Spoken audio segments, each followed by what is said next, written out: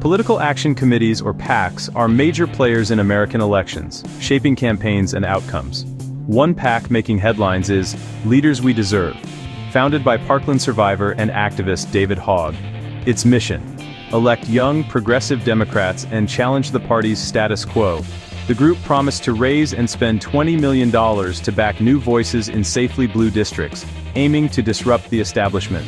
This bold vision quickly attracted donors and media attention, with many eager to see if the PAC could deliver real change. The stakes were high. Leaders We Deserve was expected to inject millions into primary races and support candidates who might otherwise be overlooked. All eyes turned to the PAC's strategy, endorsements, and spending, as observers wondered if it could truly reshape the Democratic Party. The group's success would hinge on how it managed its resources and lived up to its ambitious promises.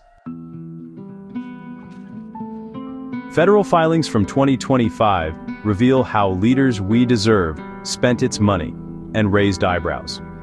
The largest chunk, $2.5 million, went to political consultants for strategy and communications.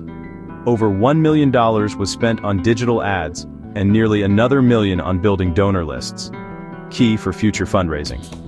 But some spending, like $5,000 on a ClassPass fitness subscription for staff, drew criticism. Most funds went to operations, not directly to candidates, sparking debate about the PAC's true priorities. The question: is Leaders We Deserve investing in change, or just in itself? Leaders We Deserve pledged $20 million to support young progressives, but the reality fell short. By August 2025, only $455,000 had gone directly to candidates, a fraction of the promise. Major contributions included $300,000 to Zohran Mamdani's NYC mayoral run and $150,000 to Deja Fox, who lost her primary by a wide margin. Smaller sums went to other candidates, most of whom lost. Meanwhile, millions were spent on consultants and ads, not on the campaigns the PAC was created to help. This gap between promise and payout became the central controversy.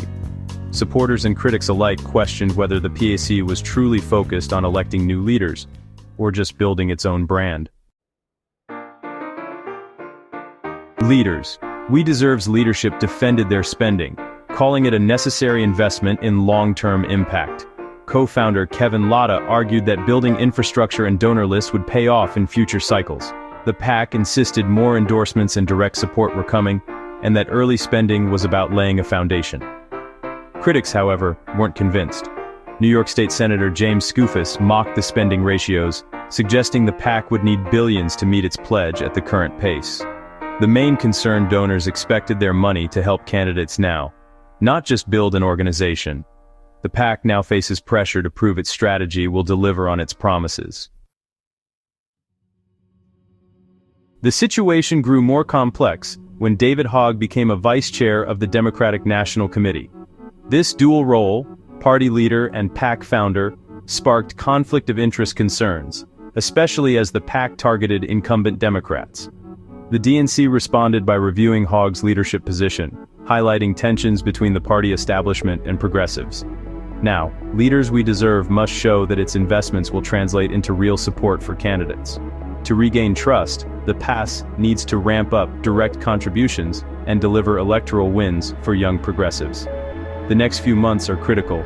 Can the PAC live up to its name, or will it be seen as another group that spent more on itself than on change?